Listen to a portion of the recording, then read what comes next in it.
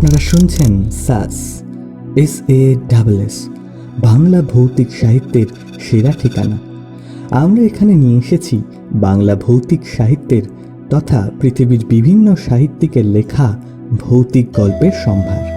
এই সম্ভার যদি আপনাদের ভালো লেগে থাকে তাহলে অবশ্যই লাইক করুন, শেয়ার করুন আর সাবস্ক্রাইব করুন আমাদের চ্যানেল ইউটিউব মাধ্যমে।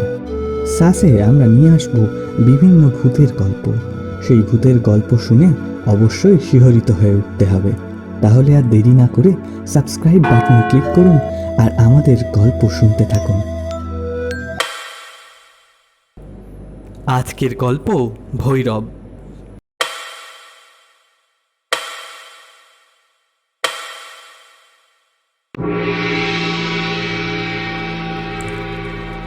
ছোটনাগপুরের পাহাড় ঘেরা এই ছোট্ট জায়গাটায় সেদিন যেন ধূসর সন্ধ্যা কেমন একরকম গা ছমছম করা রহস্যময় রোমাঞ্চ নিয়ে নেমে এসেছিল। এমনটা অন্যদিন হয় না। অন্যদিনও এই সময় ধূর্যটিবাবু সর্বাঙ্গে গরম চাদর জড়িয়ে, হাতে দস্তানা পরে, টাক মাথার ওপর মাংকি ক্যাপ চাপিয়ে লাঠি ঠুক ঠুক করে এসে বসেন। এখনই সবে অক্টোবরের মাঝামাঝি, শীত পড়েনি, ওই পড়ব করছে। এখনই ওই কচি শীতের বিরুদ্ধেই ধূর্যটিবাবুর এই রণসাজ। তাঁর এই শীতবস্ত্রের বর্ম দেখে মহিতোষ মজুমদারের স্ত্রী হাসেন, কিন্তু যাকে নিয়ে হাসি ঠাট্টা তিনি নির্বিকার। তার কোনো লজ্জা সংকোচ নেই। মহিতোষবাবু একসময় পুলিশ অফিসার ছিলেন। অসময়ে চাকরি ছেড়ে দিয়ে এখানে এসে স্থায়ীভাবে বসবাস করছেন। তার পুলিশি জীবনের নানা ঘটনা শুনতে ধূর্যটিবাবু ভালোবাসেন। সেই লোভে এই কদিন ধরে রোজ সন্ধ্যাবেলা উনি এখানে আসেন। কেন যে মহিতোষবাবু পুলিশের চাকরির মতো লোভনীয় কাজ রিটায়ার করার আগেই ছেড়ে দিয়েছিলেন সে কথা একমাত্র বাড়ির লোক ছাড়া আর কাউকে বলেননি। কেননা বললেও তা কেউ বিশ্বাস করবে না। শুধু চাকরি ছাড়াই নয়, একেবারে দেশ ছাড়া হতে হয়েছিল। এখানে উনি এসেছেন মাস 6 হলো। শান্ত নিরিবিলি জায়গা, ভদ্রলোকের বাস তেমন নেই। কেননা শহর বলতে যা বোঝায় তা এখান থেকে ক্রোশখানেক দূরে। মহিতোষবাবুর বাংলোর অল্প দূরে একটা পুরনো দোতলা বাড়ি। ওই একটিই দোতলা বাড়ি। ওপরের জানলাগুলো সব সময়ই বন্ধ। একতলায় লোক থাকে, তবে তারা বাঙালি নয়, মিশুকেও নয়। তবে কয়েকদিন হলো ধূর্যটিবাবু নামে বৃদ্ধ ভদ্রলোকটি ওই বাড়িতে এসেছেন। তিনি নিজেই এসে মহিতোষবাবুর সঙ্গে আলাপ করেছেন। উনি অবশ্য সকালের দিকে আসেন না, বিকেলেও শীতের ভয়ে বড় একটা দূরে কোথাও যান না। ঠান্ডার ধাত, একটুতেই নাকি বুকে কফ জমে, গলা বসে যায়। তিনি অল্প কথা বলেন, তবু বিদেশে এই বাঙালি অতিথিকে পেয়ে মহিতোষবাবু ও তার স্ত্রী খুব খুশি। স্বামী স্ত্রী ছাড়া এ বাড়িতে আরও একজন আছে। তার নাম লক্ষণ। লম্বা চওড়া, যাকে বলে দশাসই চেহারা, তাই কুচকুচে কালো রং আর পাথরের মতো বোবা। কাজ করে অসুরের মতো। ভোরবেলা আসে, কাজ করে রাতের খাবার নিয়ে চলে যায় নদীর ওপারে। ধূর্যটিবাবু ওকে প্রথম দেখেই আঁতকে উঠেছিলেন।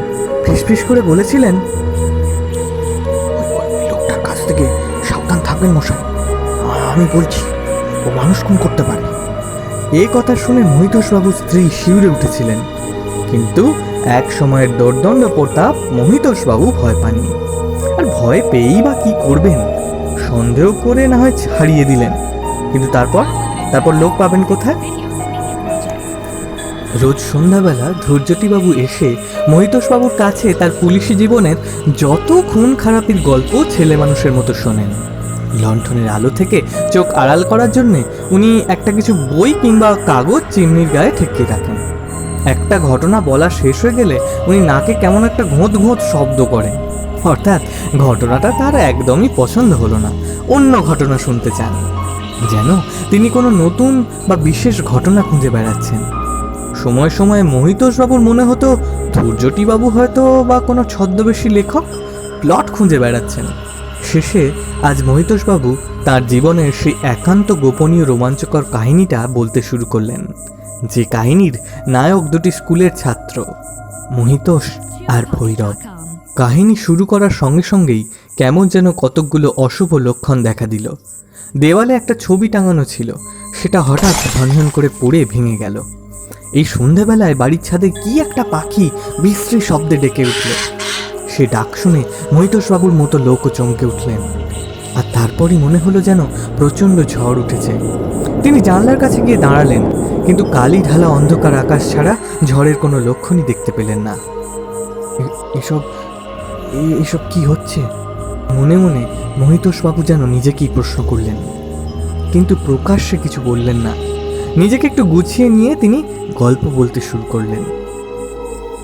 ভৈরব ছিল তার স্কুলের বন্ধু, একই সঙ্গে পড়তেন তারা। কতই বা বয়স হবে তখন, 13 কি 14। ভৈরব ছিল একটু অদ্ভুত প্রকৃতির। তার স্বভাবের সঙ্গে মহিতোষবাবুর স্বভাবের কোনো মিল ছিল না। তবু ভৈরব কেন যে মহিতোষকে খুব ভালোবাসত তার কারণ অজানা। পড়াশোনায় ভৈরবের মন ছিল না। ওই বয়সেই সে টুকটাক ঝাড়ফুঁক শেখার জন্য গ্রামে গ্রামে ঘুরত, ওঝাদের বাড়ি গিয়ে বসে থাকতো। যে ওঝারা সাপের ওঝা নয়, ভূত ছাড়াবার ওঝা। ওর চেহারাটাও ছিল তেমনি, কালো সন্ডা গন্ডা, বেশ ছোট করে চুল কাটা। সে চুলে কখনো তেল পড়তো না, আর চোখ দুটো ছিল পাথরের চোখের মতো নিষ্প্রাণ। ওই চোখের দিকে তাকিয়ে মাস্টারমশাইরা পর্যন্ত ওর সঙ্গে কথা বলতে পারতেন না। এমন ছেলেকে কেউই ভালোবাসতে পারে না, মহিতোষও পারতেন না। কিন্তু ছুটির পর ভৈরব একরকম জোর করে মহিতোষকে টেনে নিয়ে যেত নির্জন জায়গায়, বিশেষ করে শ্মশান কিংবা কবরখানায়। সেখানে বসে ও যেসব কথা মহিতোষকে শোনাতো, তাতে বেচারি মহিতোষের রক্ত জল হয়ে যেত। যেমন ও বলতো ও নাকি ভূত নামানো প্রায় শিখে ফেলেছে, অমুক গ্রামের অমুক ওঝা ওর গুরু। একদিন বলল, জানিস তো, আমার না খুব ইচ্ছে করে তিব্বত যেতে, ওখানকার লামারা নাকি প্রেত সিদ্ধ। মহি ভাই, চ না, তোতে আর আমাতে একবার তিব্বত ঘুরে আসি। শোনো কথা, তিব্বত যেন এপাড়াও পাড়া, শুধু গিয়েই কদিনের থেকে ফিরে আসা। চল না মহি, লেখাপড়া শিখে ভালো ছেলে হয়ে বাড়ি বসে থেকে কি হবে? আচ্ছা, যদি প্রেত সিদ্ধ হতে পারিস তাহলে দুনিয়ার সব কিছু চলে আসবে এই হাতের মুঠোয়। এইসব কথায় মহিতোষ সাড়া দিতে পারতেন না। ভৈরবের হাত থেকে নিস্তার পাওয়ার জন্য শেষ পর্যন্ত এড়িয়ে যেতে লাগলেন।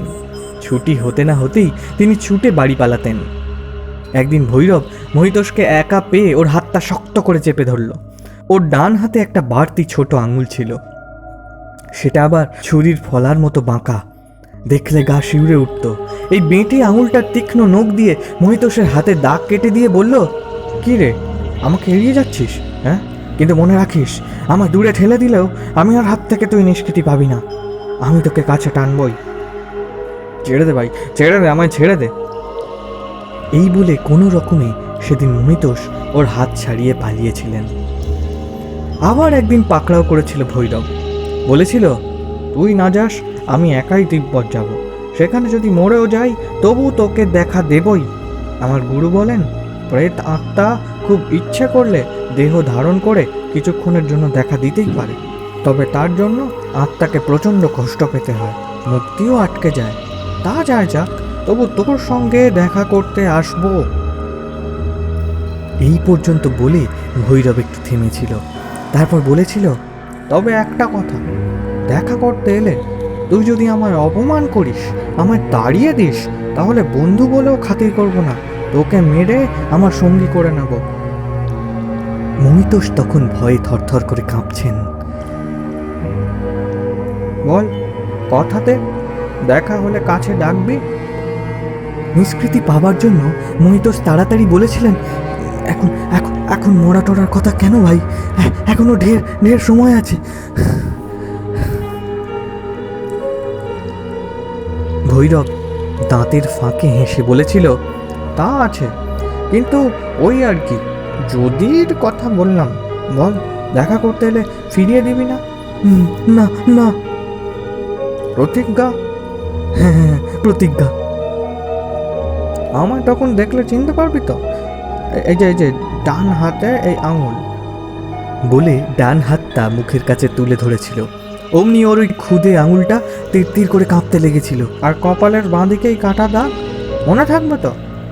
হ্যাঁ হ্যাঁ ভাই, থাকবে, খুব থাকবে বলে কোনো রকমে পালিয়ে এসেছিলেন মহিতোষবাবু। এরপর হঠাৎই একদিন ভৈরব বাড়ি থেকে নিরুদ্দেশ, আর তার খোঁজ পাওয়া গেল না। হঠাৎ ঘরের মধ্যে একরকম ছুটেই ঢুকলেন মহিতোষবাবুর স্ত্রী। তার চোখে মুখে ভয়ের ছাপ। ছাদে কিসের শব্দ হচ্ছে? মহিতোষবাবু চমকে উঠলেন। ছাদে শব্দ? মহিতোষবাবু কান পাতলেন। খুব মৃদু একটা শব্দ, কে যেন ছাদে ঘুরে বেড়াচ্ছে।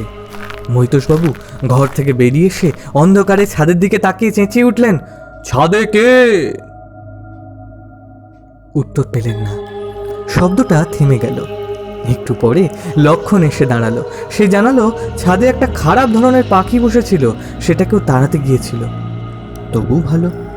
পরক্ষণেই মহিতোষবাবু ভাবেন, তাই বা কেন? এতদিন পর হঠাৎ খারাপ পাখি কোথা থেকে এলো?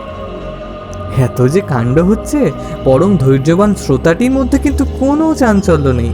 সেই যে অন্ধকারে মুখ আড়াল করে গল্প শুনে যাচ্ছিলেন, টু শব্দটি পর্যন্ত নেই। বোধহয় ঘটনাটা তার ভালোই লাগছে। তারপর অনেকগুলো বছর কেটে গেছে। মহিতোষবাবু আবার তার কাহিনী শুরু করলেন। ভৈরবের কথা ভুলেই গেছিলেন। তখন তিনি কলকাতার কাছাকাছি এক জায়গার থানার ওসি। একদিন একটা মার্ডার কেস এলো। মহিতোষবাবু লাশ দেখলেন। প্রবল আক্রোশে কেউ লোকটাকে একেবারে ক্ষতবিক্ষত করে দিয়েছে। এমন তো কত লাশই দেখেছেন তিনি, কিন্তু কেন যে মৃতদেহটা দেখে থমকে গিয়েছিলেন তা বুঝতে একটু সময় লেগেছিল। মৃতের বয়স বছর 52-53, কালো কুচকুচে রং, এই বয়সও পেশল চেহারা, নাক থ্যাবড়া, মুখটা যেন চেনা চেনা লাগলো। তারপর ডান হাতে 6টা আঙুল দেখেই মহিতোষবাবু চমকে উঠেছিলেন। আঙুলটা আবার ছুরির ফলার মতো বাঁকা। কপালের রক্তটা একটু মুছো তো, হুকুম দিয়েছিলেন একজন কনস্টেবলকে। রক্তের ছোপ মুছে ফেলতেই দেখা গেল কাটা দাগ। বুঝতে বাকি রইল না যে এই তার ছোটবেলাকার ক্লাস ফ্রেন্ড ভৈরব। জানা গেল ও নাকি এই অঞ্চলের এক কুখ্যাত সমাজ বিরোধী, নিজেদের মধ্যে রেষারেষির জন্যই প্রাণ হারিয়েছে। ভৈরব যে তার চেনা, মহিতোষবাবু তা প্রকাশ করলেন না। লাশ পোস্টমর্টমের জন্য পাঠিয়ে বাসায় ফিরে এলেন। গোপনে দীর্ঘশ্বাস ফেলে ভাবলেন, একদিন যে প্রেত সিদ্ধ হওয়ার জন্য প্রাণপণ চেষ্টা করেছিল, শেষ পর্যন্ত সে হয়ে গেল কিনা একটা ডাকসাইটে সমাজ বিরোধী। যাই হোক, এই খুনের তদন্তের ভার পড়েছিল মহিতোষবাবুর ওপরেই। কোথায় কোথায় ভৈরব থাকতো, তার দলে আর কে কে আছে, কেই বা ওকে খুন করলো, এসব তদন্ত শুরু করতে হলো। কিন্তু কোনো বিশেষ ক্লু পাওয়া গেল না। তাছাড়া এইসব সমাজ বিরোধীদের খুনের কেস নিয়ে মাথা ঘামাবার ইচ্ছেও তার বিশেষ ছিল না। কেসটা ক্রমে ধামাচাপা পড়ে যাচ্ছিল। ঠিক সময়ে তার জীবনে একটা মারাত্মক ঘটনা ঘটতে শুরু করলো। একদিন রাত বেশ গভীর, নিস্তব্ধ অঞ্চলটা। মনে হলো কে যেন দরজায় টোকা দিচ্ছে। ঘুম ভেঙে গেল মহিতোষবাবুর, কিন্তু কিছু আর শোনা গেল না। ভাবলেন বোধহয় স্বপ্ন দেখছেন। পাশ ফিরে চোখ বুজলেন। একটু পরে আবার সেই শব্দ। এবার বিছানায় উঠেই তিনি বসে ডাকলেন, কে কে কে? উত্তর নেই। 5 মিনিট পরে আবার সেই শব্দ, এবার জোরে। মহিতোষবাবু উঠতে যাচ্ছিলেন, ও স্ত্রী বাধা দিলেন। মহিতোষবাবু হচ্ছেন পুলিশ অফিসার, এত অল্পে ভয় পেলে কি তার চলে? দাঁড়াও দেখি, এই বলে উঠে আলমারি খুলে রিভলভারটা নিয়ে দরজা খুলতে গেলেন। আর ঠিক তখনই দরজার বাইরে থেকে একটা অল্প বয়সী ছেলের গলা শোনা গেল, আমি এসেছি, খুব দরকার। গলার স্বর শুনে মহিতোষবাবু অবাক, যেন অনেকদিন আগের খুব চেনা গলার স্বরটা। তাড়াতাড়ি দরজা খুললেন, কিন্তু কেউ কোথাও নেই। মহিতোষবাবুর বাড়ির সামনে সরু এক ফালি প্যাসেজ আছে। প্যাসেজটা গিয়ে পড়েছে বড় রাস্তায়। এই প্যাসেজ দিয়েই যাওয়া আসা করতে হয়। দরজার সামনে কেউ নেই দেখে মহিতোষবাবু প্যাসেজের ওপর টর্চ ফেললেন। দেখলেন সেখানে একটা লোক দাঁড়িয়ে আছে, খালি গা, পরনে একটা লুঙ্গি, মাথায় ফেট্টি বাঁধা, মুখটা রক্তে জবজবে। আবার কি এত রাত্রিরে এখানে কেন?